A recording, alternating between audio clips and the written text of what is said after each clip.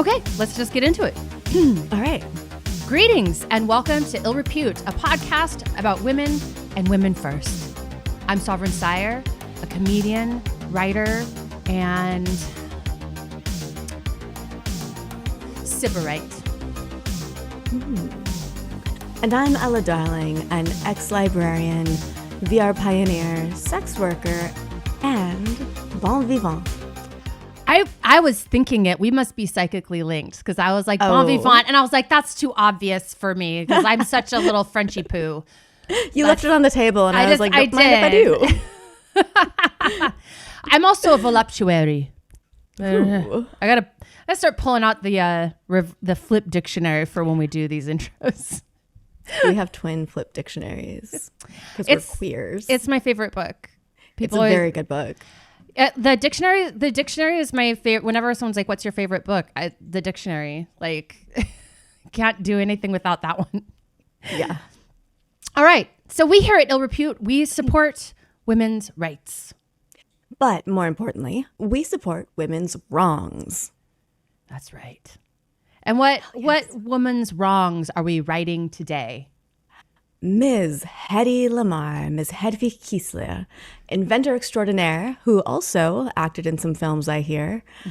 Do you want to share what you remember so far? So she started as a young girl in Austria. She wanted to be a star. She knew that. She was very precocious. She was very ambitious. She cut school and talked her way onto a film set, got work as a script girl. That led to other roles.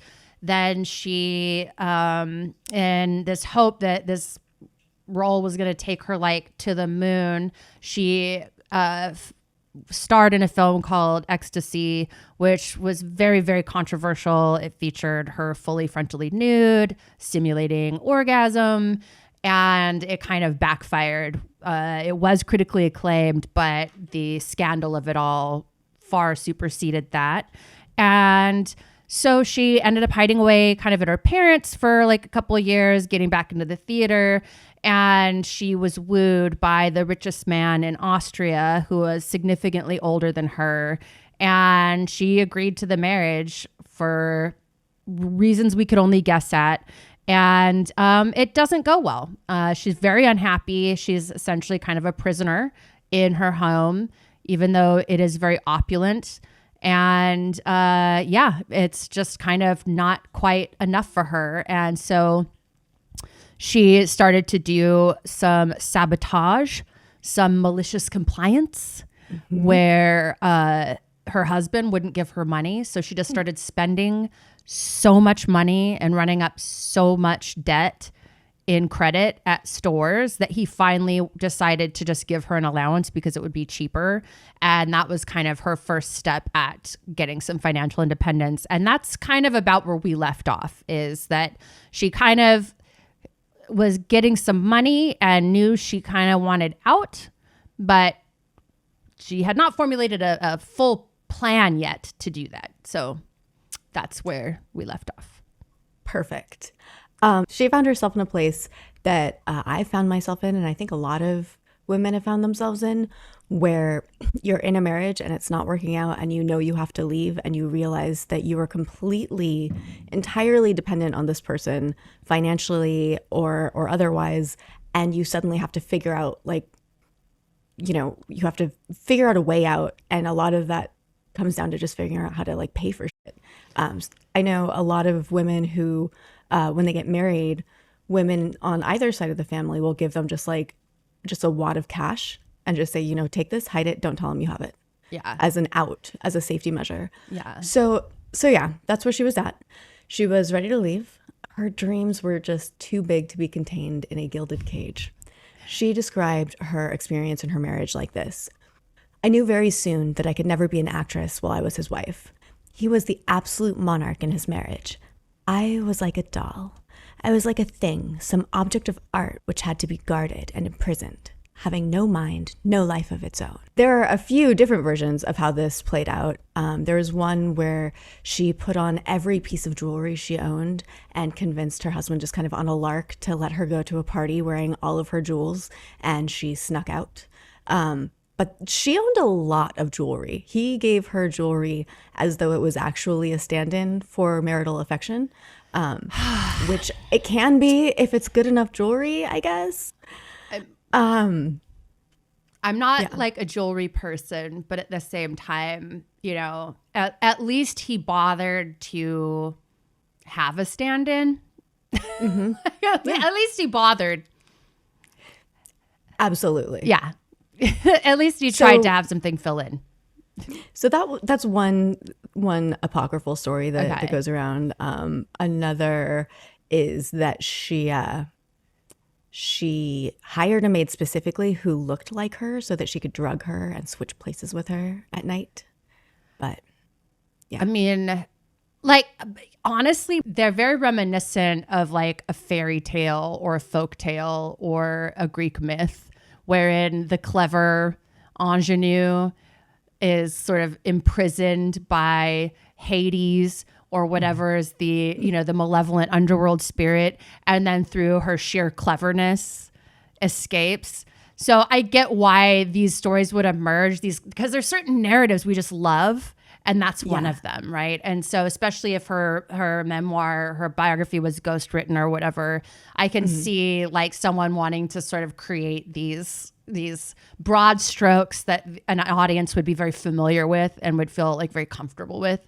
So you can see even that image building there to make her clever, like a Robin Hood, like a coyote, like a trickster. It's interesting in seeing how someone's narrative is created. I think it's a testament to her resilience, because when she found herself in a rough spot after ecstasy, you know, her reputation wasn't great. She needed to move forward in her career, but she was being hampered by it.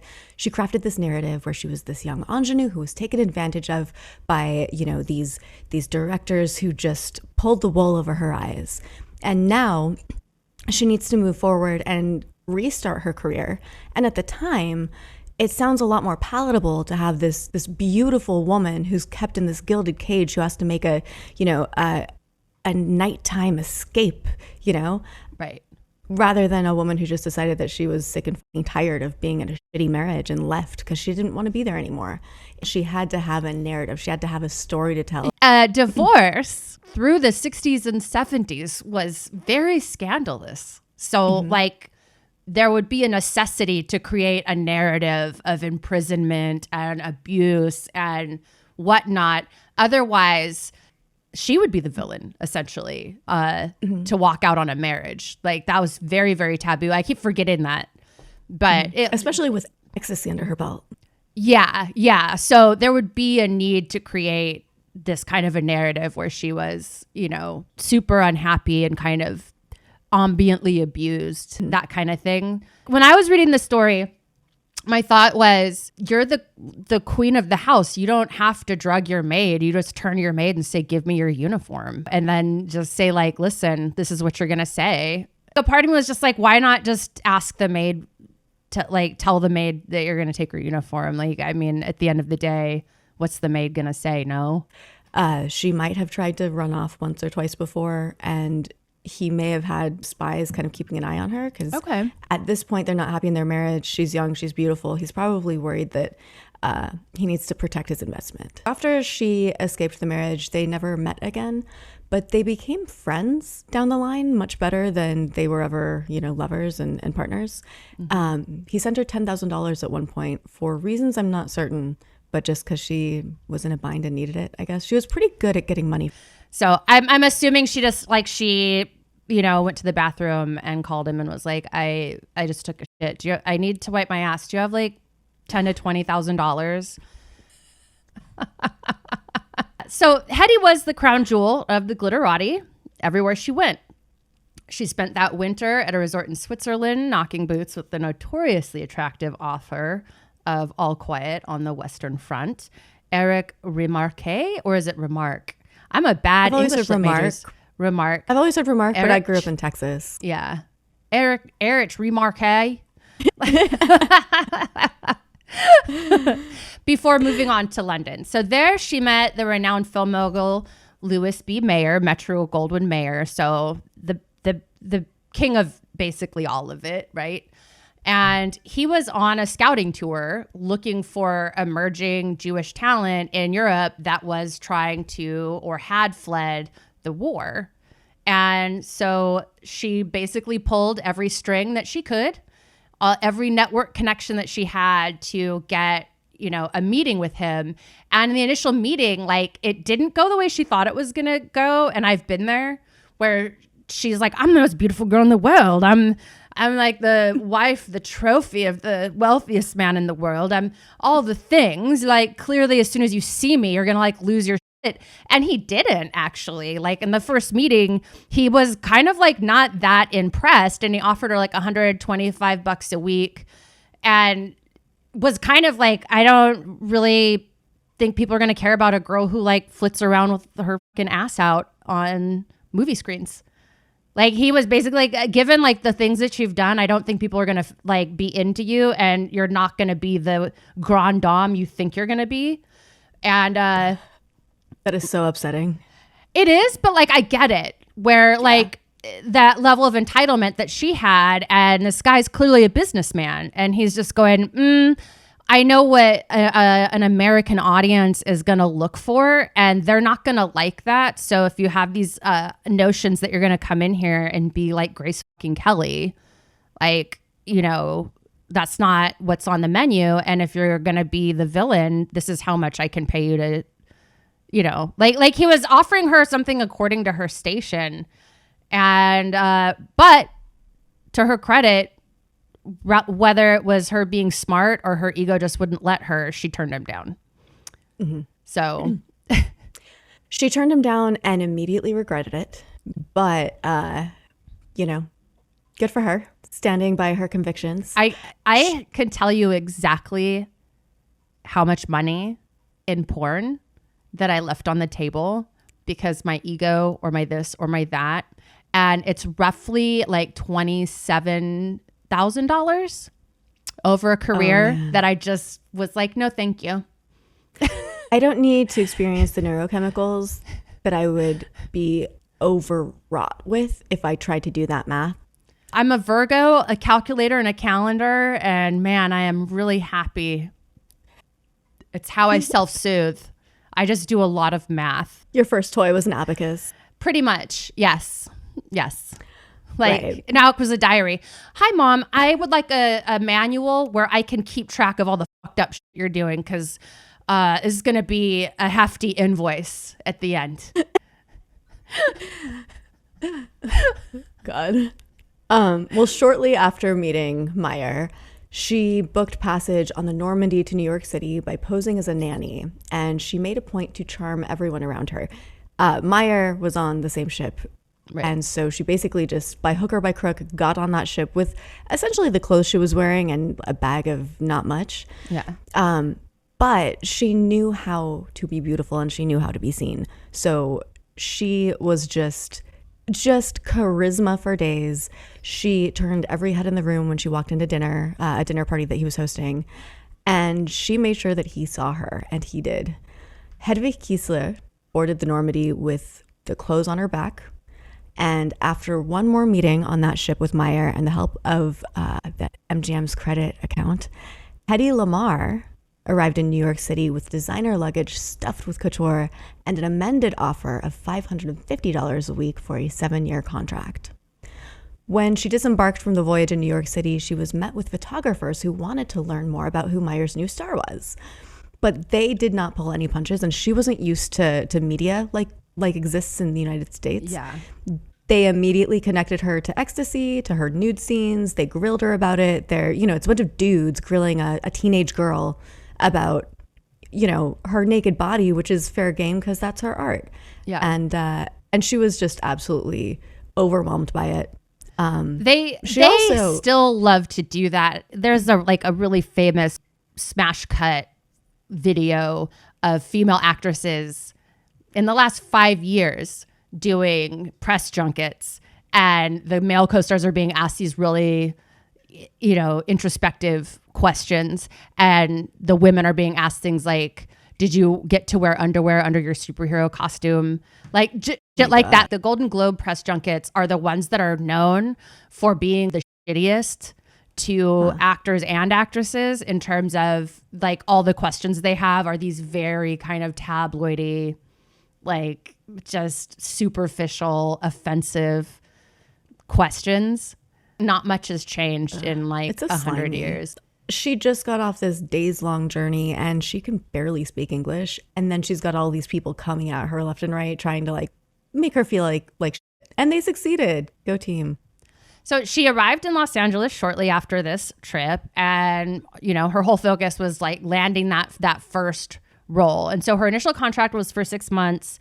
And then after that, there were no guarantees. So there was a lot of pressure to make something happen very quickly. So a 6-month window in the entertainment industry is a lot more like a 2 to 3 month window in any other industry in terms of trying to make something happen. So I have a question. Yeah. Okay, so she signed the contract. It was a 7-year contract, but essentially I think she had to land her first role in this first 6 months. Otherwise, it was up to renegotiate, I think. Does that sound, I don't know how these things work. I don't know how the contract system worked in the studios either, but I think that it is that she's under contract. And I imagine what happened was that she was probably guaranteed a role in the first 6 months. And then after that, there were no guarantees. So say she doesn't get a role and then keeps not getting roles for 7 years, they own her. So she's getting a stipend, right? She can't go work for other people unless they agree to loan her out. And I imagine it was, we're going to get you something in the first 6 months. But then after that, this was something, maybe it was with the new scouted talent from Europe. If they weren't good enough to land a role in the first 6 months, then they obviously just weren't a good sell here. And so they were kind of cut loose. Yeah. And it's very detrimental to their career. Like, and it's kind of like, well, we're not using you, but we're also not going to let anyone else use you. I know that in the Hollywood studio system, that was definitely weaponized to punish young actresses in like the golden age of Hollywood. Like that was 100% a thing. Either way, she was being offered contracts without anyone looking at them clearly because she didn't come on board with an agent. So anytime that an actress is going toe to toe with corporate, she's probably getting royally fucked in the deal.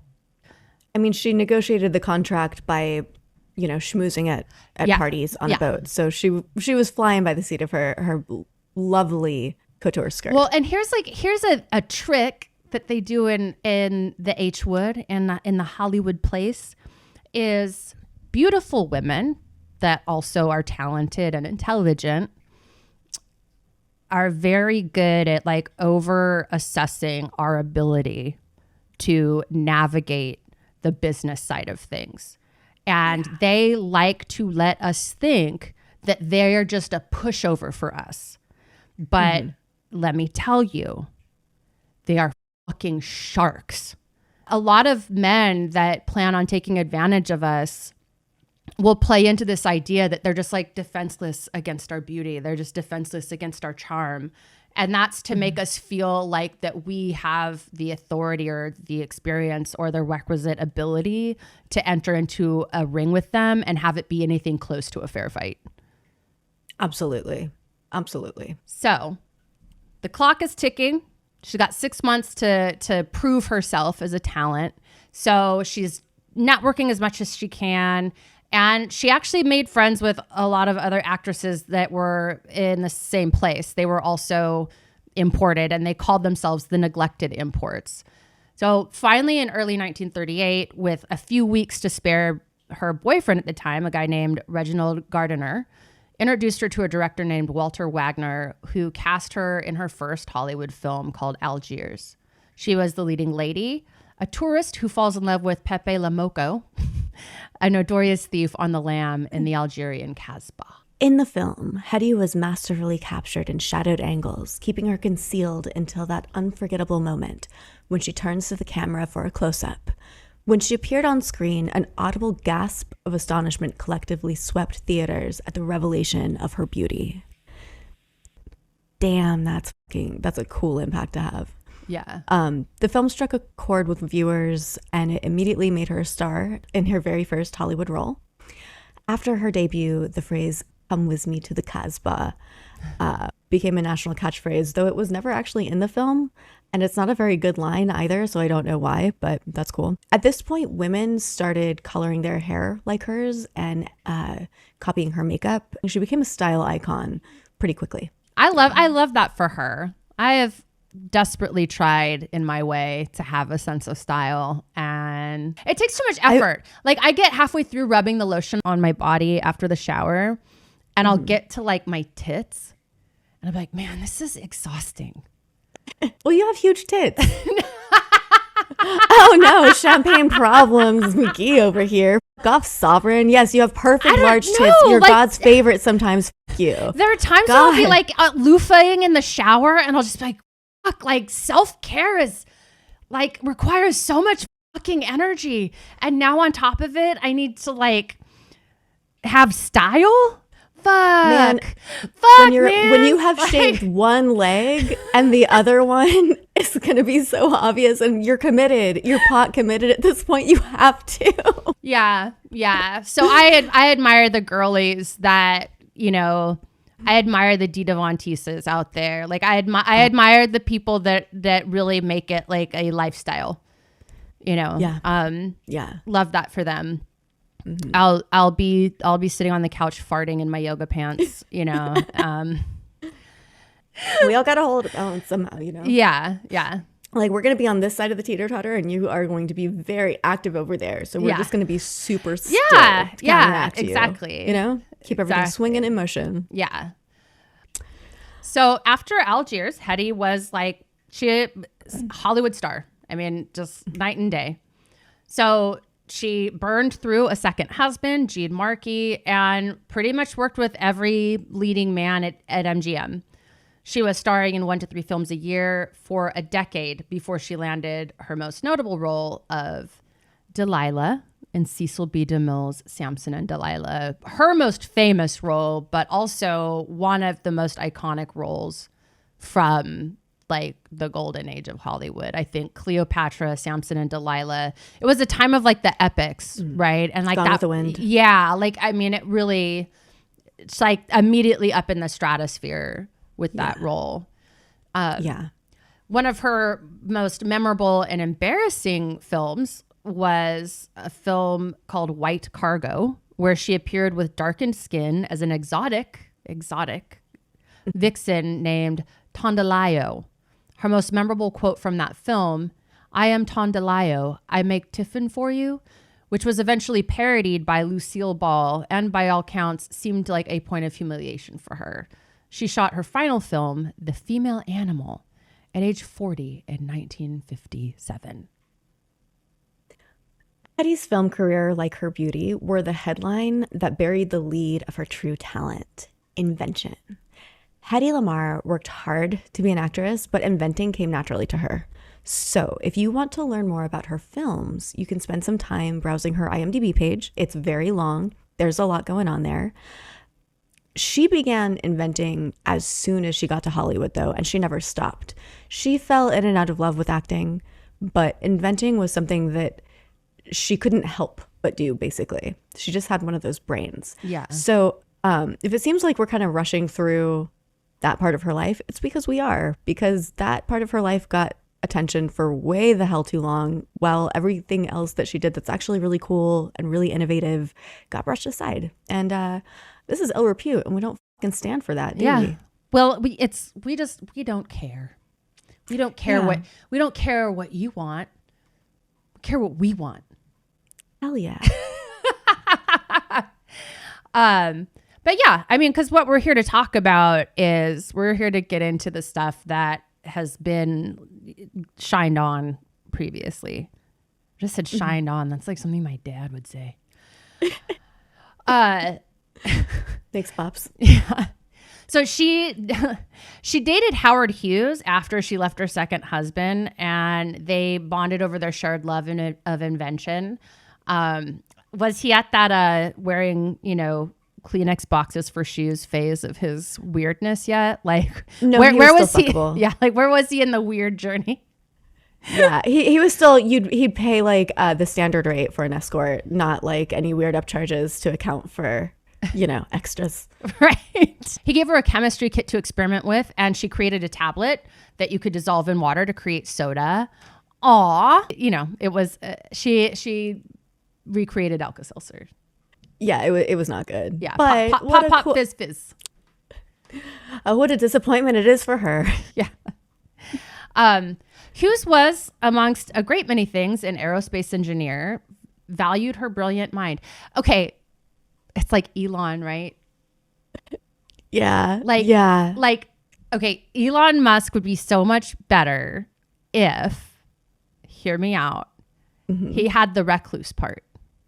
Yeah. Get the fuck out of here. Just get the fuck out of here. Like, go do that in private. Those are inside thoughts. Those are not Twitter thoughts. Yes. Yes. Yes. Like, take a cue from your predecessors and just be quietly fucking weird. Be Jeff Goldblum, right? Yes. Be Crispin Glover. Leave something to the imagination, you fucking slut. Yes. She said that one day she bought a book about birds and a book about fish and combined the best and fastest of each to completely redesign the shape of aircraft wings on his planes, and he declared her a genius. She apparently told her friends he was the worst lover she ever had. If we go briefly back to Hedy Part 2, I believe I spoke strongly about this and millionaires and what they bring to the table. And I think that proof of concept right here. I think she's just established my thesis, which is they suck. I like that he was like, she's a genius. And she was like, he's a Ron Lay. It was right around this time that Hedy reached out to some of her friends and arranged a dinner party meeting with an endocrinologist whose writings she had read in magazines. She had some pretty cool ideas she wanted to explore with him.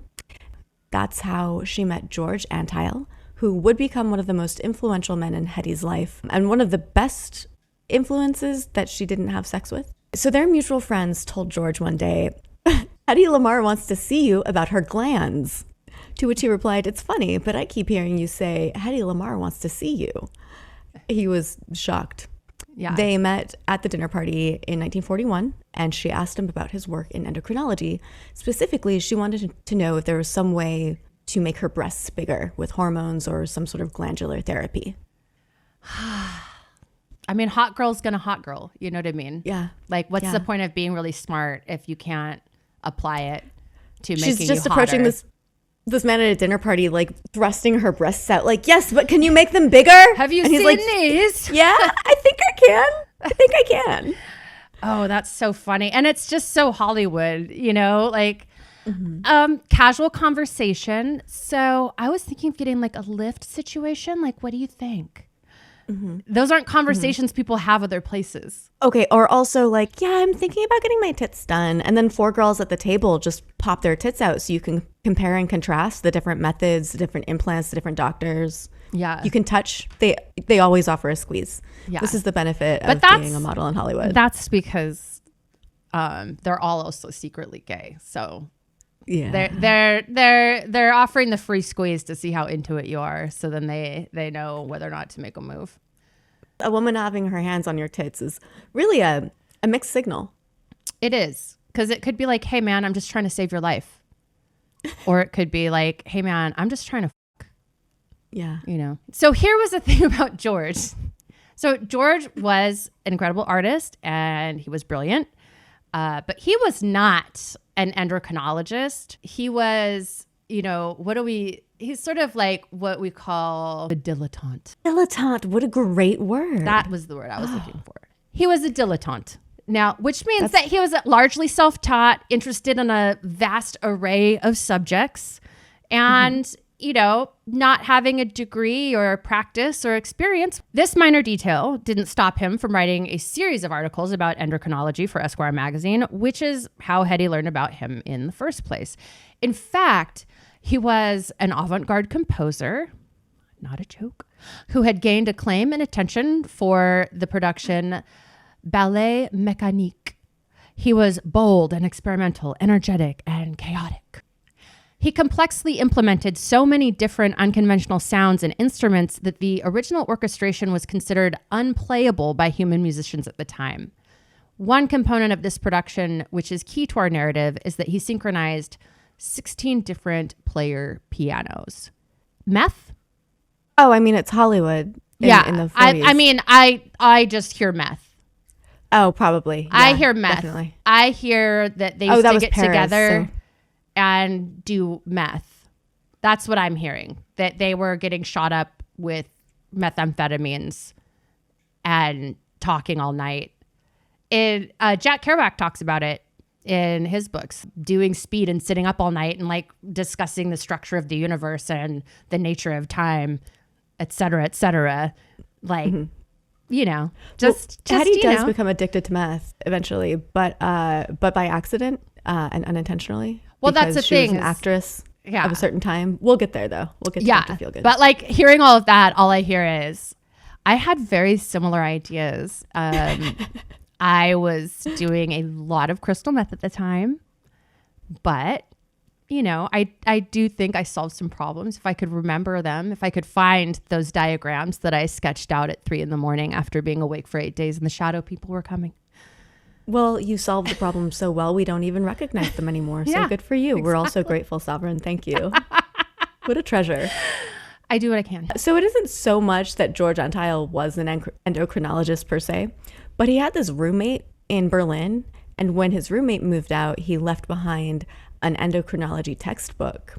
And George read the book and he decided that that was really cool. So he was solid. So at that dinner party, Hedy grilled him about his research, and she was coming up with ways that maybe they could, you know, do something to make her tits bigger. I just love it's like this huge... George, how do we make them bigger? I want them bigger, George.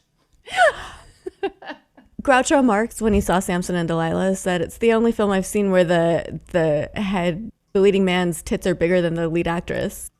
So there were some people criticizing her very unjustly. She had perfectly lovely tits as far as I can tell, and I've seen them. They were great. She did not need to be so fussed about it. But in any case, when she left the dinner party that night, she wrote her phone number on his windshield in lipstick. Classy. I love a who shows up with flair. Yeah. With showmanship. Yes. Fuck yes. The next night he came to her house for dinner, and their discussion quickly turned away from her bust and onto the ongoing war. My speculation here is that Hedy realized pretty quickly that he was, you know, a dipshit. He's just all hat, no cattle. And I think she probably knew enough. She actually might have done more research than he had at this point, because he did just enough to make money and kind of called it a day. She was very invested and she was very smart. So I think she probably realized very early on in their discussion that this was not really going anywhere. I think she smelled the stink of charlatan on him, and, you know, being a little bit of one herself when she needs to, I think she didn't hold it too hard against him and just decided to hang out. I mean, like, you and I have both been through this, both with partners and just with people in the entertainment industry. But there's always these moments when you're in a meeting with someone where you can tell that they're either a little out of their element or they're kind of punching above their weight. And it's a weird, you start to develop a sense for it, but that doesn't necessarily like shut them off. It then becomes this thing where someone can be super charming and you know they're kind of full of shit, but you can also see the potential for them if they had the right tools to do it. And so you still kind of link up with them because there's a part of it that's like they have a lot of like chutzpah, right? And like if they get in the right circles, they can make all of this a reality. But there's a distinct feeling you'll have when you're in a meeting in Hollywood where like there will be a moment where you'll be like, oh, like they don't have their shit as locked in as they whatever. Like, oh, they're actually a little like over their head here. And it's such a like an awkward moment when you're networking or you're at a party or you're in a meeting and you realize that the person like absolutely can't help you. Yeah. And they don't even know it yet themselves sometimes. It's like I can't dive into this, this burning building because you don't even hear the smoke alarm where you're sitting. Yeah. But a lot of reading about him reminded me of one of your ex-boyfriends. Oh, Mr. Darling. Mm-hmm. Yeah. But he was great. I mean, he was he's not a bad dude. Very talented. Kind of fuckboy. Yeah, very talented. Very talented, very fuckboy. I wouldn't have had a career if he had not been holding my hand through that process. And so I could never, he definitely, and tried to get me in his schemes. And I was just like, I don't work without a net. I'm sorry, what? No, that's not how I scam. I'm sorry. I cover my ass. Thank you. So it was incompatible because he was a scammer that would just kind of fly by the seat of his pants. And I'm the kind of scammer that plans everything out, has a strategy and has 4 backup plans and knows exactly what I'm doing and has patience. Yes. I've also never been to jail or arrested for scamming crimes, and I've never been sued for them either. So I won that one versus this. That took me a second. Yeah. But, hey, I didn't. Hedy confessed to George that she felt uncomfortable making films in Hollywood when Europe was in such need. She was considering quitting acting to offer her services and insights to the newly established Inventors Council. Quote, they could just have me around and ask me questions, she reasoned, which is hilarious. And that's the entitlement I'm talking about. I've done nothing to demonstrate this talent, but I'm just going to walk in and they're going to know that I'm really smart. And then they can just ask me ideas and stuff. I've done nothing to prove this. I've nothing. And it's that kind of chutzpah is makes the world go round. That's how I read it the first time too. But I read an analysis about it because she's too smart for that shit. And the analysis was that they could ask her questions about what she recalled from her husband's munitions company and the dinner table discussions. And just she has a lot of knowledge that she can't just summon forth. So I think her idea was I've heard a lot. I've overheard a lot. I've been treated like an idiot. So people just talk about things that they shouldn't talk about around me, which I can relate to. Yeah.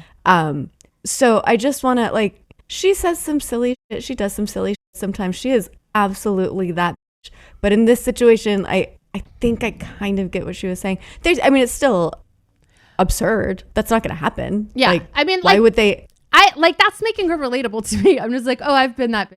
I have 100% been that person walking in guys, I'm here. We're everyone's safe now. Everyone's safe. Is everyone accounted for? Can I head count? Okay, I have a PowerPoint I've prepared. This is a comfortable tampon. Thank you. All right. So George had previously worked as a munitions inspector for the U.S. government. Of course he had. She discussed at length her experience and knowledge of munitions and weapons that she had gleaned from her years being married to the biggest munitions manufacturer in Europe. And she shared some ideas she had for new weapons. This is reminding me, I not to name drop, but I was having lunch with Peter Berg, and he had just done the Joe Rogan show, and he was talking about that interview. He's done a lot of movies around war and the opioid epidemic and things like that. And he was talking about military technology. And he said, if you want to see the peak of creativity, you can look at weapons of war. And he had kind of gone on this fantastical little thought experiment with that. And then was worried if that might be off-putting for people to see that in destruction, there's actually an incredible amount of creativity. And I just never thought of it like that. But reading that sentence, I have ideas for better weapons. And it just made me think of that. Some of the most creative inventions ever are death machines. The title of his book, The Bad Boy of Music. I should have led with that. Yeah. How tall was he? Oh God. They say he was the size of a cello. I knew I addressed it. I knew you would ask. I can smell a short man through a fucking resume, I can smell a short man. Oh, he was 5'4". Same difference. Yeah. The full line that I wrote 2 pages later is, and on top of all that, he was 5'4". Because that's the same height as that. Like, he's like 2 inches taller than Roy Soapman. Like, okay. Mm-hmm. In his book, The Bad Boys of was it The Bad Boy of Music or The Bad Boys of Music? The Bad Boy of Music. The Bad Boy of Music. The definite article, huh? The fucking definite article. The Bad Boy. Wow. So in his book, The Bad Boy of Music, George wrote, one of her ideas was so good that I suggested she patent it and give it to the United States government. Cool. He came up with the idea. That's really cool, George. Do you see how he took control of that situation? Yeah. Like, he was the leader. I was there. The initial spark of inspiration centered around a radio-directed torpedo. In the ensuing weeks, Hedy and Ela engaged in a collaborative brainstorming session, tapping into Hedy's tech savvy, gleaned from her time with Fritz, and cohorts, delving into Hitler's wireless communication plans. So she had basically unwittingly become counterintelligence during her marriage. And then when she came to the United States, she had this information that literally no one else could have had. A man certainly couldn't have had it. Exactly. Yeah. Which is, and I'll say, like, the reason that women made better stunt reporters and better spies is because women could move much more freely, not in society, but because women were presumed to be so ineffective, so ineffectual and dumb, they could just sit and exist in places and people wouldn't even know they were there.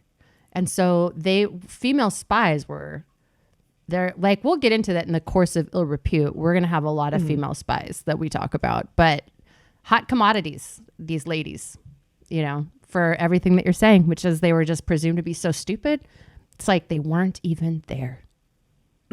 They could be literally, like, she could have been there in the back with like a stenographer's and just like, could you repeat that? And they would, wait, did someone hear something? Oh, look, she's so pretty. She thinks she's people. Yeah, exactly. The problem with torpedoes that Hedy aimed to address was the vulnerability of traditional torpedo guidance systems to interception or jamming by adversaries during seafaring conflicts. So it was really easy to just kind of like interfere with them, jam them, and kind of render them useless. Conventional torpedo guidance systems used fixed frequencies, which made them susceptible to being detected and disrupted by enemy forces who were employing electronic countermeasures. Okay. This is really, really fascinating. So what time frame were they doing this? This was 1941. 1941. So how old was she at this time? Let's see. 27. And how long had she been in the United States at that point? Maybe 2 years, 3 years, maybe 2 or 3 years. Wow. Okay. So within a year or so, the two submitted their idea for a secret communication system to the United States Patent Office with the help of Charles Kettering, director of the National Inventors Council. The system is described more clearly in an article by Carl Schmavonian for Forbes magazine. So this is from the article. The system devised by Lamarr and Antheil, known as frequency hopping, is now in extensive use in military communications. It works like this. A signal is broadcast over a seemingly random series of radio frequencies, hopping from frequency to frequency at split-second intervals. The signal would carry spoken words or commands for a torpedo. A receiver, hopping between frequencies in synchrony with the transmitter, picks up the message. Would-be eavesdroppers hear only unintelligible blips. Attempts to jam the signal succeed only at knocking out a few small bits of it. So effective is the concept that it is now the principal anti-jamming device used in the U.S. government's $25 billion Milstar Defense Communications satellite system.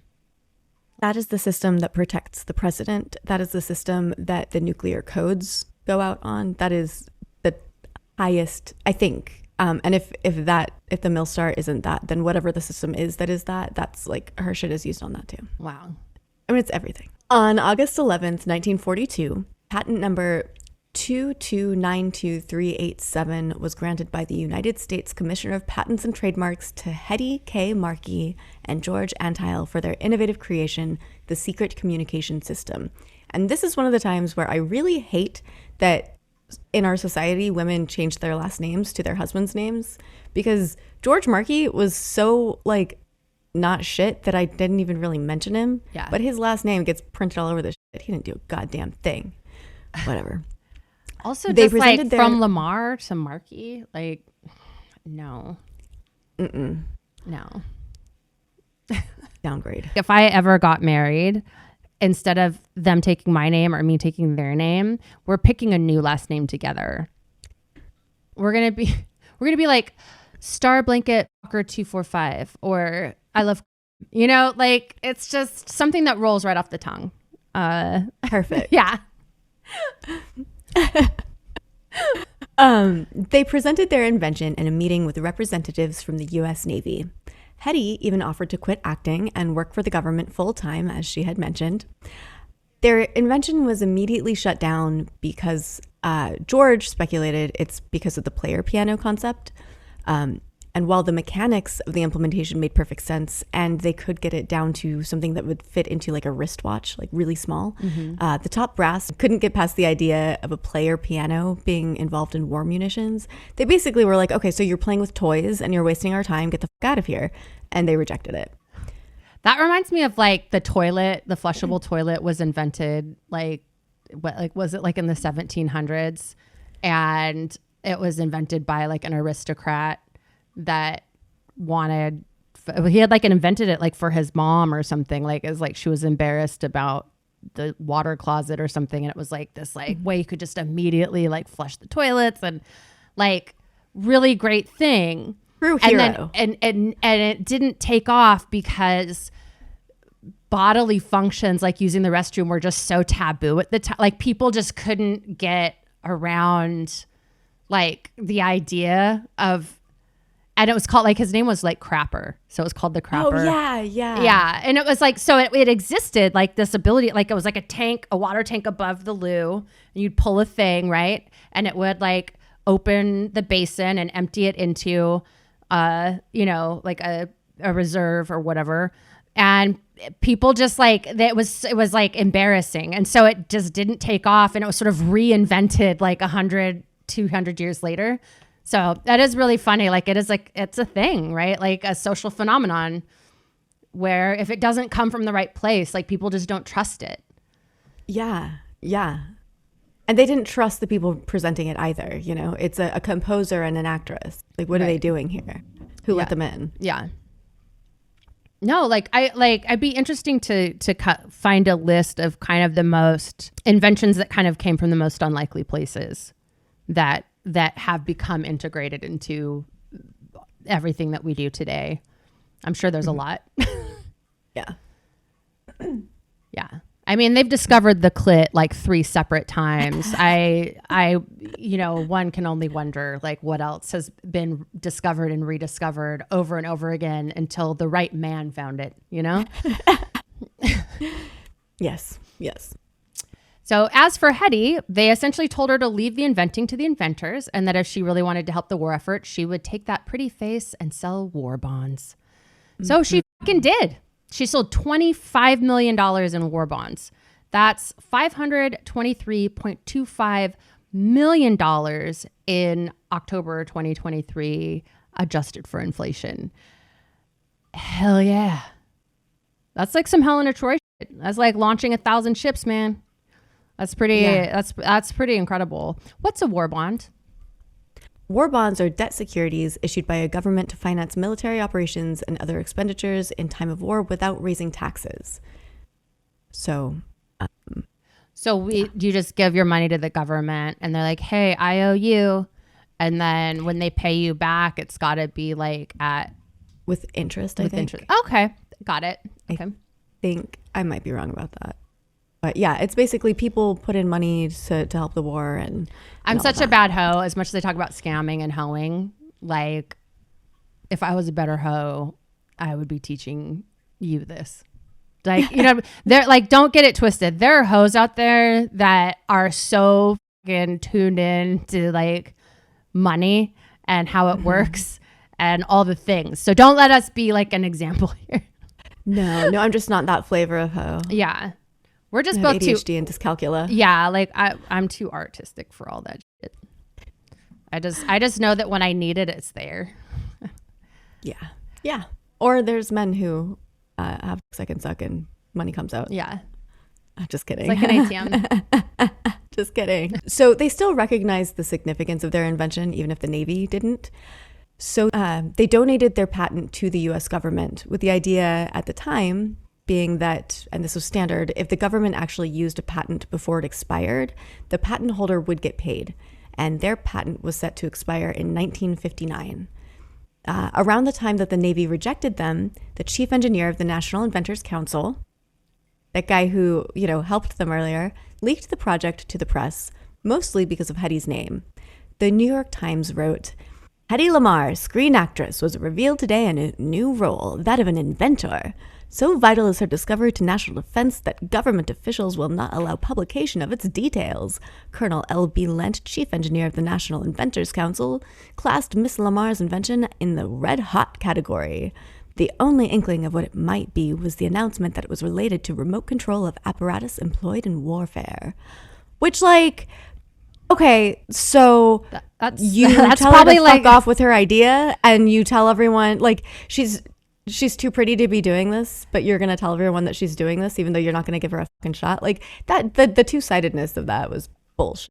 I was just going to say, that's probably the best review that she ever got. That was probably her most cherished review.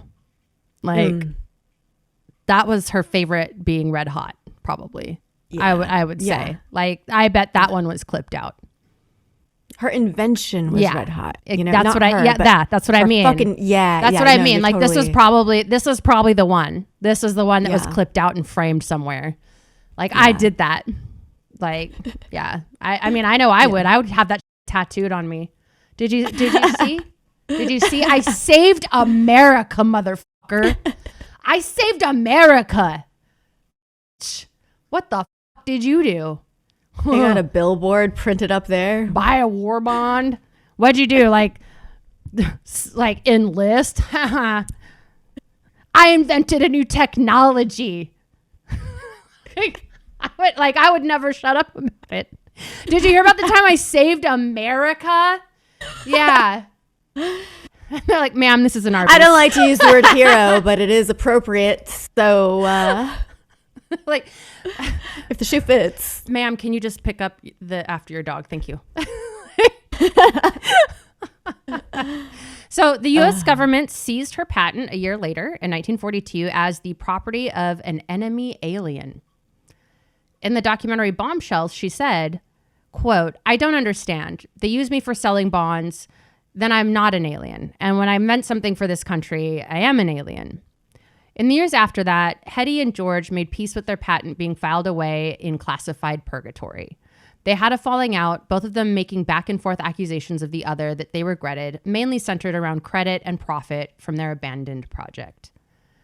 And that's it. I mean, that's pretty tale as old as time, kind of. Yeah, it was very standard business partner shit. Yeah. It's nothing to write home about. And I do think that they eventually restored the patent to her after they seized it. But man, what a slap in the face after everything. Mm-hmm. So George and his wife Bosky eventually retired seemingly happily to a beachside home where George just didn't have the time or the money anymore to chase new opportunities to cheat on her. But in a final blow that could only be dealt by a man who called his autobiography the bad boy of music, his wife found the same reward as many women who tolerate, apologize for, and endure a lifetime of infidelity: an illegitimate 6-month-old child that he fathered just before he died. Oh, yeah. And this woman was such a firebrand. She was fucking awesome. He invited her, their first date, he invited her to come see some big production he was doing. And she got there and she was like, this music sucks. And she dipped and she left. Yeah. She was gone. She was like, Stop I don't think coddling this is not men. my scene. Stop coddling men. You say, no, I didn't. No, Chad, I did not. No, Trevor, I didn't. No, That joke wasn't funny. Like, we need to stop. We got to stop coddling them. Anyway, I could go on for days. George was a prodigy and a visionary. He was incredibly talented and incredibly charming, and in equal measures, a world-class boy, as we've explored. His infidelity drove a huge wedge between him and his wife for basically their whole marriage. And that probably wouldn't have stung for her so much if he wasn't also broke as fuck for most of their lives, dragging them around, making them impoverished, and just not being present for her as a husband. And being 5'4" while doing it. Oh my God. And on top of that, being 5'4", the size of a cello. I mean, so yeah, he was either world champion eater, had the like a fucking baby holding an apple. Like, I don't know. Yeah, he died before anything really big came of the patent, which is unfortunate. Okay. But. So Hedy started a production company called Mars Productions in 1945 and produced 2 films of varying success, but it ended up being financially unviable and facing difficulty to secure distribution, probably because she and her co-founders were on the wrong side of Louis B. Mayer's temper. She starred in her biggest film, Samson and Delilah, a few years later, but her enthusiasm for acting seemed to dwindle. As she got older, she got increasingly difficult to work with and litigious as hell. She was in and out of courtrooms with suits against her managers, ghostwriters, and various people and companies she worked with, even at the height of her career. That just sounds to me like a frustrated, bitter woman, right? Like if you you go through all this stuff, you're like a star, you're treated this way around this thing that the thing that you're really passionate about gets like tucked away and hidden away. And then it's like, and now here you are acting and you have to kowtow to some fucking assholes' whims and moods talking about Mayer. I can see the like being litigious or whatever. It just seems like sort of the wrath of a woman that's just frustrated and like underused and just not able to do what she really wants to do in life. And so she's just kind of swiping at like whoever's in range. That, you know what I mean? Like to be like, oh great, I'm in Samson and Delilah, like I'm so beautiful, like you know, like that would probably be really fucking frustrating. It'd be like taking a racehorse and then putting it out to pasture, you know, and being like letting little kids ride it. And it's just like, it's just such a waste of talent, right? It's just like, yeah. And she struggled financially throughout most of her life. The film company that she created lost a lot of money, in part because it was hard to find distribution, because the people who would distribute films didn't want to piss off Meyer, basically. She had one successful film from that studio, and then a couple others kind of lost a bunch of money. So she was just constantly struggling with money up until the end of her life, but it's kind of hard to really understand where she was at, because she claimed to be pretty destitute when she died, but she left a $3 million estate. Yeah, but it's really easy to be valuable on paper and be like really cash poor. You know what I mean? Like, yeah, so, it could have been in the house. Yeah, that's what I mean. Is it's like, or you know, just like with musicians, they'll have like their catalog, and then usually towards the end of their life, like they'll sell their catalog or like their masters, right? And it's like, so like their masters might be worth like $167 million, right? But until they sell them, like that, they don't have that. And then once they sell them, that's it forever, you know? So there, especially in Hollywood, there are a lot of people in Hollywood that are very poor. I've lived and worked in Hollywood for a very long time. A lot of very wealthy businessmen from places like the Middle East or China or Russia or Brazil, you name it, right? They'll be like super wealthy dudes or women, and they'll buy up like all kinds of property in like the Hollywood Hills, like that. They don't live there. It's like investment properties, but they also want to be really close to celebrity. There are a lot of celebrities that are living rent-free in houses that don't actually belong to them. They belong to some wealthy business person that lets them stay there in exchange for kind of this proximity to celebrity. Their cars are borrowed from dealerships. Their clothes are borrowed. Their jewelry is borrowed. There are a lot of famous people out there that appear to be living a certain type of way. And it is like completely financed by normies that just want to have access to celebrity. And so it's like you would be surprised. You would be surprised. And if you ever go online and you do that, like, what's so-and-so's net worth? That's the most unreliable website on the face of the planet. Like, don't. But so that doesn't surprise me. I get Google alerts about my net worth on some of those sites. And oh my God, if only. Just wow. I don't know why they think my net worth would be anywhere near what they predict. Yeah. But man. Yeah. I think some of them, like, they'll just take your like OnlyFans and see what your subscriber count is and then like extrapolate out some imaginary number. You know what I mean? Like, it's really weird. Yeah. While retiring from the silver screen did not diminish that vim and vigor, she went on to sue Warner Brothers in the 70s because Mel Brooks parodied her name in Blazing Saddles, and Corel in the 90s for using her image in their software. She was sued several times and she countersued right back. For Hedy, lawsuits were a hammer and her financial problems were just nails, pretty much. She pretty much was in and out of courtrooms until, like, for the rest of her life, until she became a hermit and a recluse. Her favorite show, can you guess what her favorite show was? Divorce Court? Judge Judy. Oh, shit. It's weird to think of her being alive at like the same time that we were alive. I know. Like, that's such a weird thing to think. Okay. Common thread, Jay-Z Knight, litigious as hell over her intellectual property. As she got like started to get the plastic surgery, was already stunningly beautiful, started to get the plastic surgery, is now pretty much a recluse. Like, she's essentially kind of retired. She's just on her ranch out in Yelm, like, just kind of barricaded away and, you know, and like still fucking suing people. And Jay-Z Knight also got like her most recent patent when she was like 72 years old. She patented like blue light technology for like these rooms that's supposed to do something for you.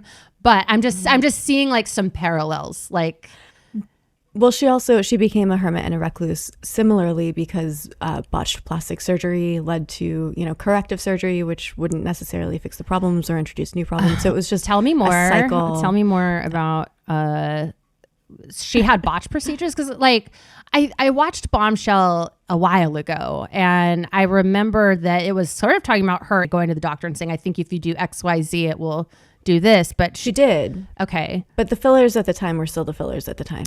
They were still using. Okay. I don't actual silicone, and they would inject silicone. it straight into, even with breasts, they would just inject it straight into the breast tissue, not putting it in an implant.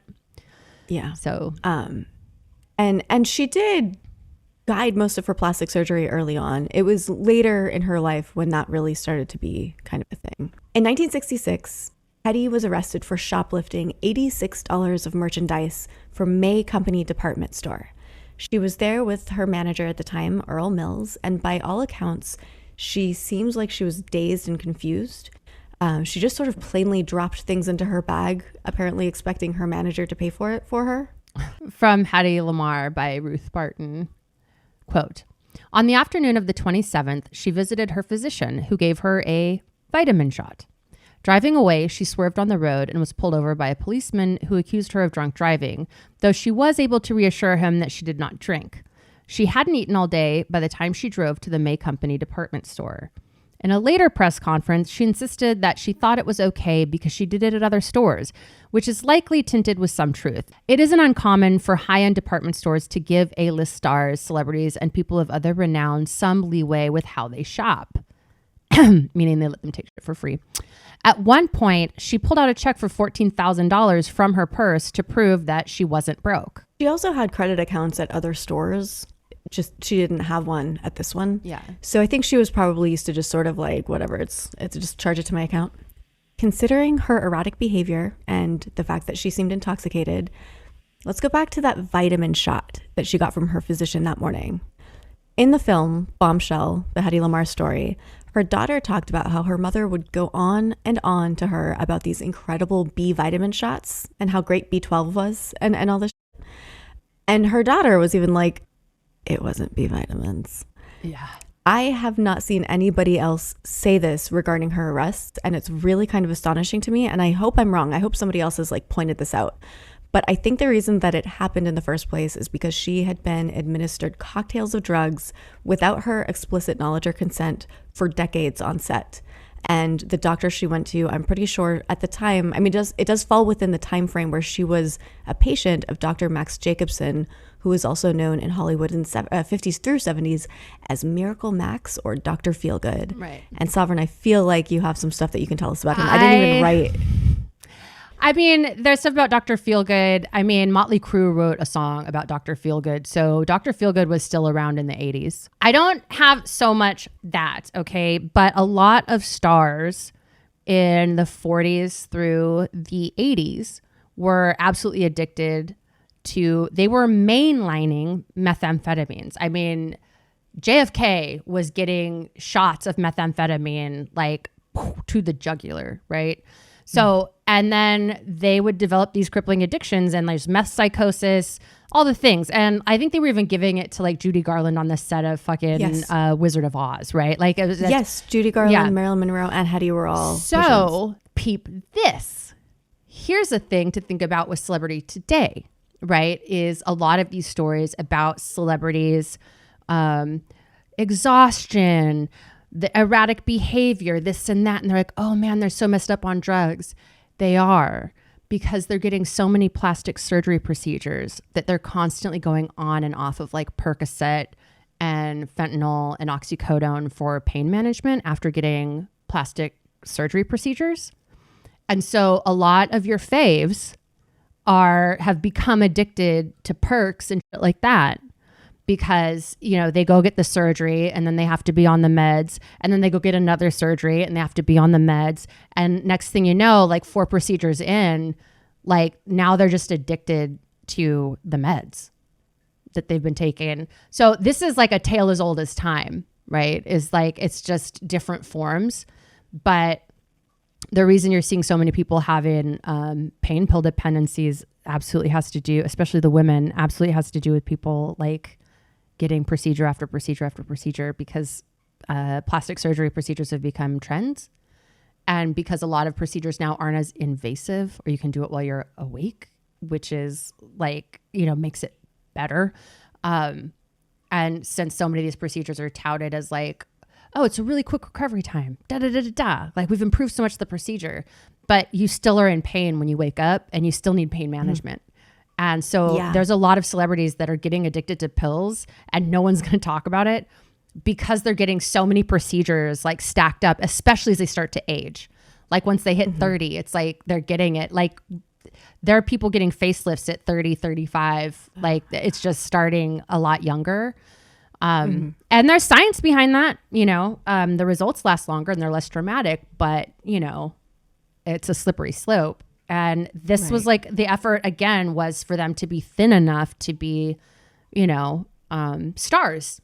That's where the meth was coming from, was we like, you got to thinner, smaller. And that really, like, I mean, in the 60s when Twiggy came out, I mean, that just fucking destroyed people. Yeah. She dropped down to, she was 5'7". She dropped down to 112 pounds, I think, when she was freaking out about getting her first role, or getting a role. I'm 5'8" and I've been 112 pounds, and that is scary. That is not a good place to live. Yeah. That's like you're fainting in the grocery store. It was scary. You were like trembling to go down the stairs, man. It was intense. It was intense to watch that. It was like, I hope she's okay, you know? And like, but like, I understood. Like there's the pressure is like so intense, and that's the thing, is you'll look like that and show up on set and everyone's like, you look amazing. Oh my God. Yeah. Hedy married 6 times in total, but they were all pretty ain't shit husbands. As Stephen Michael Shearer put it in his book about her lovers and husbands were mesmerized and trapped by the image, and not the intelligent, sensitive, and romantic individual who struggled within. Hedy had 2 or possibly 3 kids. I like that. Yeah. I like that. It's complicated. It's I messy. like that. Oh, it's messy. You know who else is like that? Fucking Orson Welles. Okay, but he has a dick. Yeah, but still, like, just like the whole, like maybe there's more. Like, maybe him and Rita, like, maybe he had an illegitimate child. Maybe they didn't. Like, I think that's pretty par for the course for men, but for a woman having an illegitimate child, it's a different story. It's a different. I mean, she's just, she really is walking into a man's world and making it her own. Yeah, she really is. Vini Vidi Vici. So when Hedy was married to Jean Markey, whose last name she had taken when she filed her patent, they adopted a son together named James. When James was 12, he expressed a desire to live with his coach and his wife, a teacher at his boarding school where he was having a rough time. Apparently, Hedy was so incensed and hurt by this that they never saw each other again, which that is intense. She cut off a 12-year-old. Because that's your child. You don't love me enough. Yeah, he was like getting in trouble at school. He was at boarding school. She sent all of her kids to boarding school because parenting is really, really hard, especially when you have an acting career and a low-key drug addiction. Well, I also think that especially with European people, my grandfather was sent to boarding school and it was like horrible. And like, here's the thing is everyone knows it's horrible. Like they know that there's like bullying and hazing and like rape and like there's all kinds of weird stuff that happens at boarding schools, all girls, all boys. But in Europe, and I don't know if it's still like this, but they're of the same time. Like if you could afford to send your kids to boarding school, that is what you were supposed to do if you were a good parent, right? Like that is where they're going to get the education. And I think like it was just considered that the hazing part of it was like some kind of thing.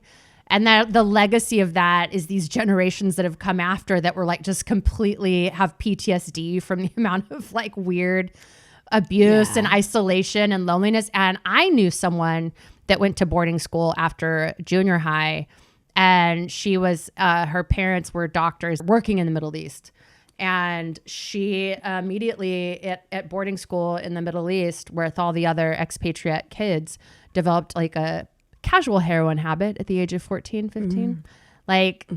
And so, yeah, like, but I think for a lot of people, it's like, well, if you can afford it, like, that's what you're supposed to do. She went to boarding school herself, and that makes sense.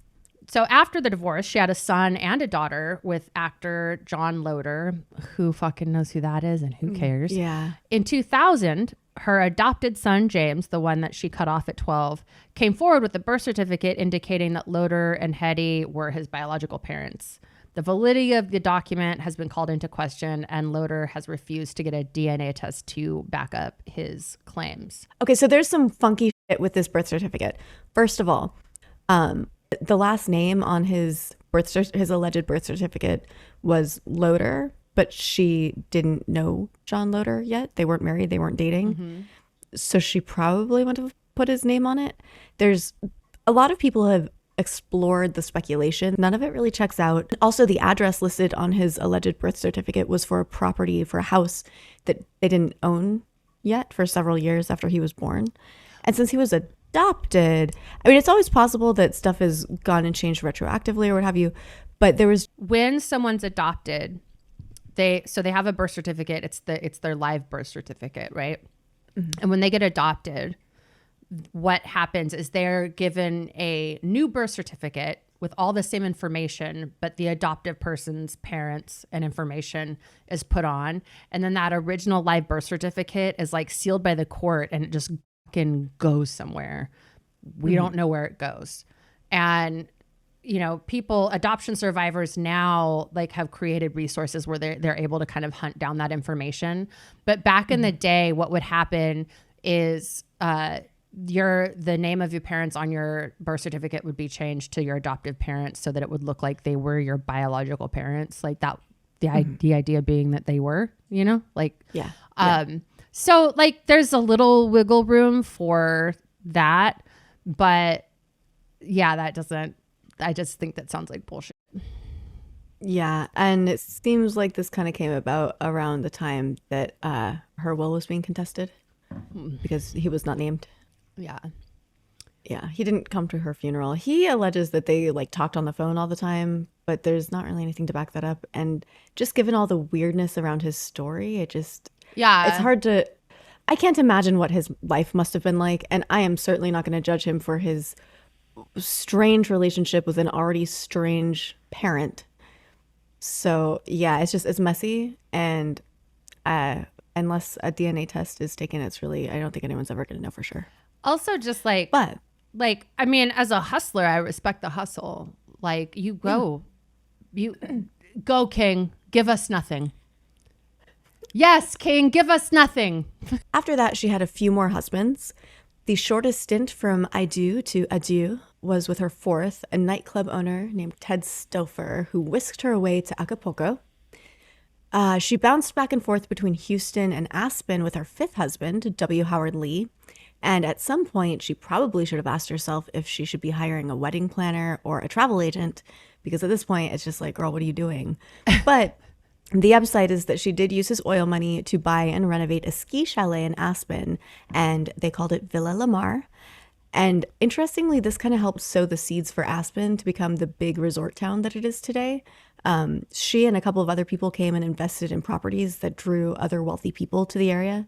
I've never been to Aspen. I can't do anything in snow except fall down and die and cry. One day we're gonna have the financial fluidity, and we're gonna go do Aspen, and because I feel like the home video needs to be made of Ella and Sovereign go to Aspen, and then it's just us getting shit-faced in the lodge and like trying to find love and money, and like it should just be us like getting in a contest to see like who can get the richer person to like spend the most extravagantly. Unfortunately, she lost the ski chalet in her divorce. Rigged system is rigged. It was some real shit that went down. I call bullshit. Why don't you tell us about it? I just say the system is rigged against women, man. It is. You're gonna get mad. You're gonna get so mad. Okay. So the night before their divorce hearing, her 11-year-old son was almost killed in a car accident and was in the hospital. Bitch, she's an asshole for this one. I don't know what the fuck she thought was going to happen with this shit.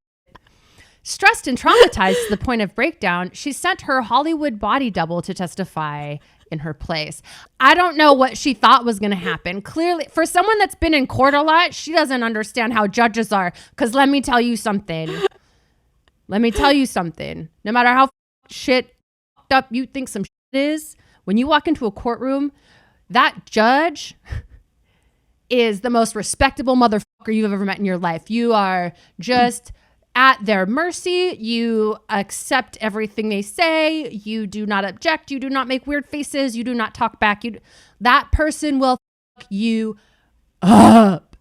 And I don't know what the fuck she thought sending up like, no.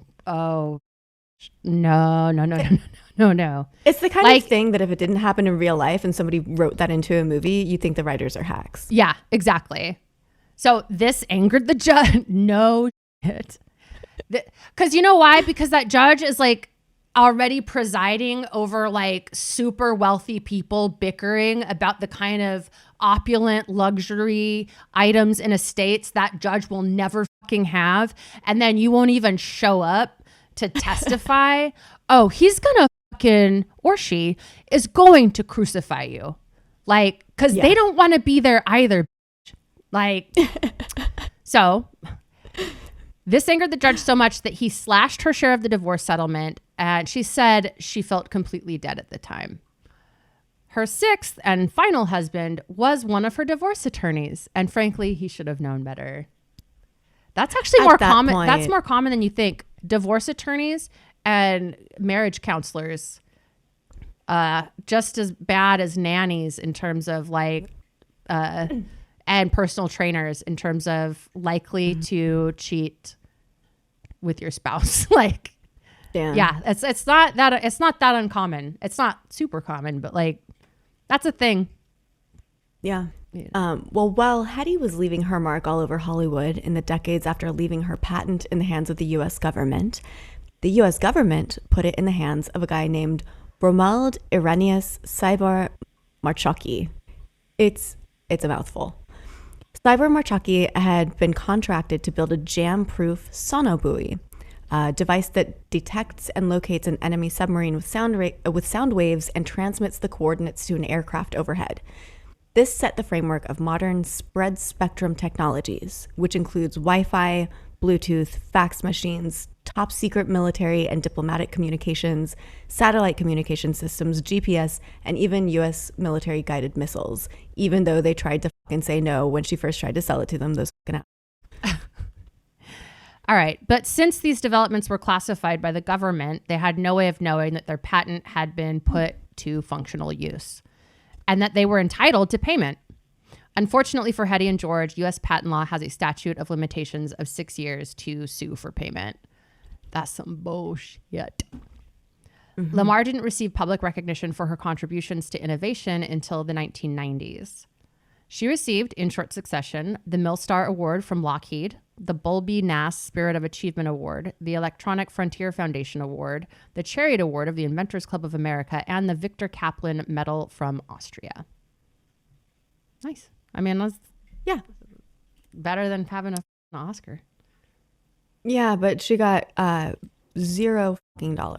for the whole thing, which the market value of her invention, when the documentary about her was made, which was before inflation today, the market value of her invention was about $30 billion. And if trends continue, pretty much every single person in the world will be connected with her creation. So it's really fucked up that they patented it, they donated it to the government, they were never alerted that it was used so they could, get paid for it. And then the statute of limitations expired before they could even sue to get paid. It's such a disgusting oversight. The way that she changed the world and got fuck all for it. Well, the guy that invented the internet donated it to the world. Like, I think he made $1 million. Like, donated it to the world in the hope that it would connect the world and make it. And here we are. I'd like to personally apologize to that man for my participation. Yeah. I'm tired of being horny. I just want to feel love. That's what he gave a gift to the world. And what it turned into is 99% gaping asshole porn and 1% social media where people are just taking pictures of their food and renting luxury cars to look like they drive fancy cars on Instagram. And then us on YouTube. Hi. And us. Hi. Hello. In the decades since her invention was made public, she has naturally faced a lot of backlash from people who question whether she deserves credit for her creation at all. One of the leading voices in that camp is a man named Robert Price, who appeared in Bombshell, the documentary directed by Alexandra Dean. In it, he called her a plagiarizer and accused her of stealing the idea from her first husband. He thought that she smuggled it out of a boardroom, and he called her the Mata Hari of World War II. Fucking kid. Despite these claims, there is actually abundant evidence that Germany did not have access to anything approximating her invention, because if they did, they would have used it or implemented it or done all with it. In fact, the running theory on how she came up with it goes back to, this is what I mentioned before, the Philco mystery remote, which was a precursor to the modern TV remote. So it's really, she had a lot of experience. She gleaned information from being around people talking, but to imply that means that she doesn't deserve credit for her invention makes me feel like if you have a degree, does that also make it so that you just aren't really worth crediting for your work? It's either you have the innovative mind and you can think of stuff, or you can't. And that's it. There's no testing. So in an article called Lifting the Mask, Alexandra Dean, the director of Bombshell, shines a bit more light on Robert Price's theories. So, quote, Robert Price approached Hedy Lamarr at her apartment building when she was a reclusive old lady. He'd heard about her invention. He also had an enormous crush on Hedy Lamarr as a child, watching her in films like My Favorite Spy. He bought her a pair of earrings and asked her for a private interview. He asked her outright if she'd actually pioneered a groundbreaking secret communication system or if she'd stolen from her first husband, who was a Nazi sympathizer. When she insisted she came up with the invention herself, he asked her if the invention was mostly designed by her friend and collaborator, the musician George Antheil. Hedy told him directly and without embellishment that she came up with the invention herself and, quote, George just wrote it down. But when Robert Price helped to write the definitive history of secret communications, did he include Hedy's insistence that she came up with this technology? No. Instead, he wrote her story as a quirky sidebar, and in private communications, he advanced his own theory that she was a spy for the Allies who dazzled Nazi officers with her beauty and stole their secrets. Robert Price intentionally erased the story Hedy told him because he was sure his own narrative was true and hers was false. Fucking Robert. Fucking Robert. Fuck you, Robert. Also, there's always one of these assholes. There's always one of these assholes.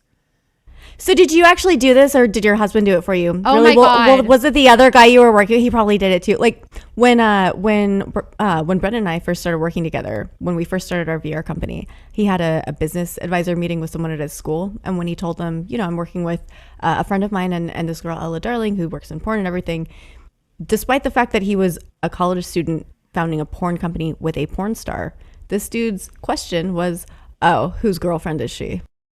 This is still where we're at. This is still where we're living. Yep. Hedy never stopped inventing. Any challenge that she came across just presented an opportunity for her to come up with a novel solution. And Ruth Barton, in her biography called Hedy Lamarr, the most beautiful woman in film, she really summed it up well, so I'm just going to quote from her. She made an accordion-type attachment for any size Kleenex box as a solution for used paper tissues. So you could just pop it open and have a little tissue can. She had a proposal for a new kind of traffic stoplight and some modifications to the design of the Concorde, which was an aircraft. There were plans for a device to aid movement-impaired people to get in and out of the bath, like a swiveling shower chair kind of. Okay. She invented a fluorescent dog collar. So her dog would be out in her yard at night and she couldn't see him. So she made a dog collar that would let her see her dog out in the yard at night because she was full of solutions. I love that. And then as we've discussed, the skin tightening technique, it was based on the principle of the accordion, interestingly, the facelift ideas she came up with. And at the end of her days, apparently she could perform devastatingly complex card tricks, which is just really fucking cool, and I love that for her. Yeah. There's a few other myths I want to tackle real quick. Her autobiography, Ecstasy and Me, was written by ghostwriters. She was interviewed by someone. The interview was translated. Then the translations were written into notes, and the notes were used to write a book. So it's basically like a really fucked up game of telephone. Okay. And everybody who has written about her acknowledges that it's just claptrap. It's stupid. It's nonsense. It's she immediately sued her ghostwriters because she didn't read the contract. She was too busy to read the contract. She figured it's probably fine. She signed it. And then they wrote this book that was a salacious, it was pornographic. She's oversexed. She's a nymphomaniac. She's having sex here and there and everywhere. Yeah. So everybody knows it's false. It's bullshit. These guys the dude who wrote it was quoted as basically saying I don't know, I cashed a lot of checks, so I guess it was a pretty good book. And despite the fact that everybody acknowledges all of that backstory, people still write biographies about her and cite that book as a source. And so they'll tell stories about her life and cite that book. And if you know that book is not a reliable source, why the fuck are you citing it? Oh, as we go on with this podcast, you are going to discover that this is a very common phenomenon. The same thing with Calamity Jane. Just stuff that just wasn't true, that everyone knows wasn't true, and then it will still be used and cited as things that she did and ways that she was, children she had that she didn't have. Just you name it. And that is really common. And it is weird. Where it's this is apocryphal. This is not. And it's yeah, I know. But in it says this. And maybe there's some truth to that. And it's homie, why are you doing this? Yeah. Why are you doing so much time researching if you're just gonna shit all over it with nonsense? Yeah, exactly. So She moved to Castleberry, Florida in 1999. Oh my God, she was alive in 99. Shit, okay. Yeah.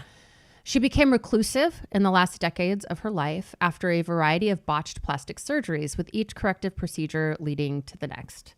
She had a vigorous social life on the phone, but mostly kept to herself. Her neighbors didn't even know she was there until after she passed. Wow. At the end of her life, she told her friend Michael Tilson Thomas, the music director of the San Francisco Symphony, that her life could be condensed into 2 statements.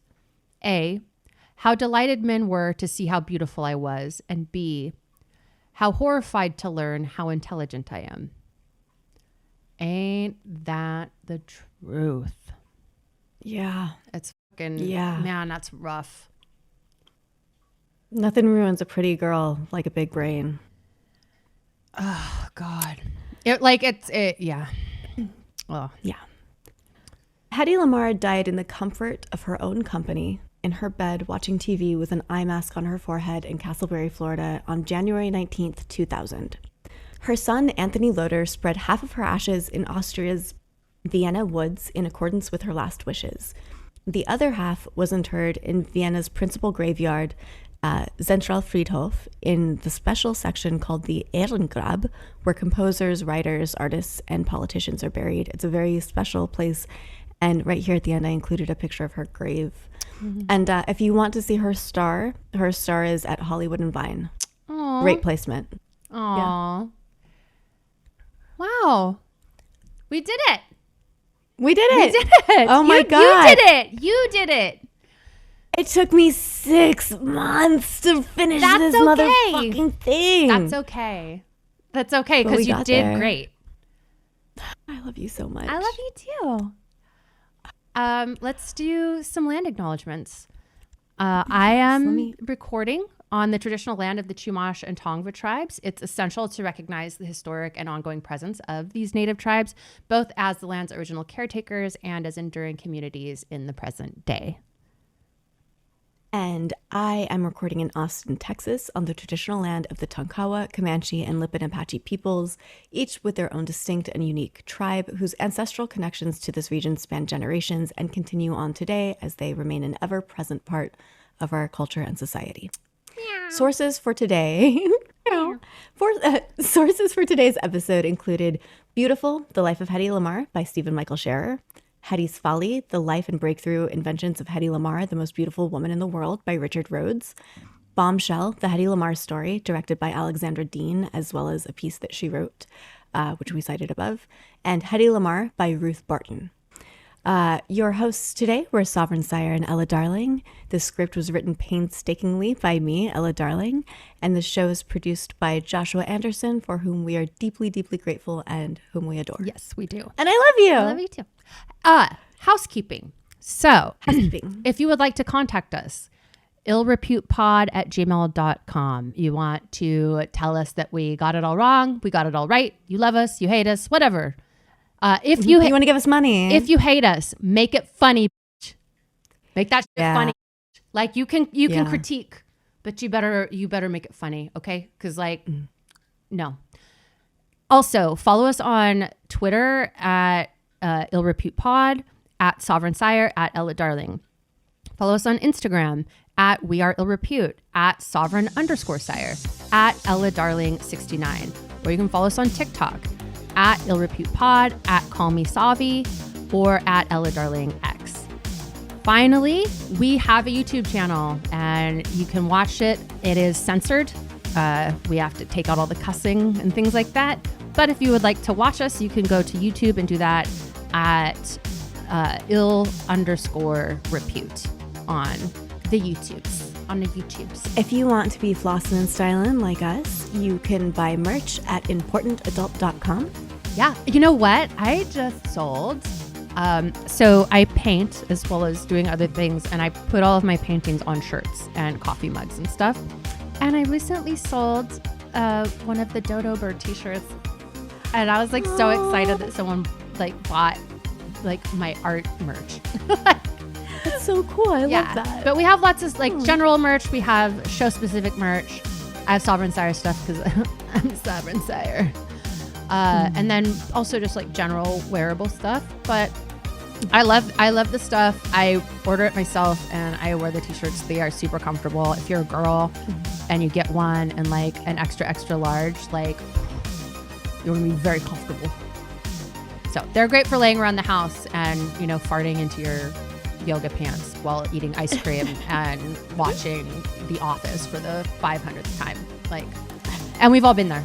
We've all been there. Mm-hmm. We all know. Yeah. While you're scrolling through your ex's Instagram. Yeah. We all know. Mm-hmm. And we're here to support you. Do it in a t-shirt that says the future is female ejaculation, you know? Mm-hmm. Do it in style.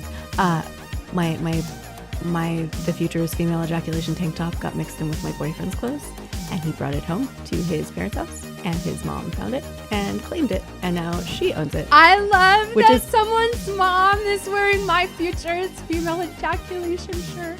That makes me Isn't that the best possible way that story could end? Yes, that is so Oh my cool. God. All right, baby, we did it. We did it. I love you too.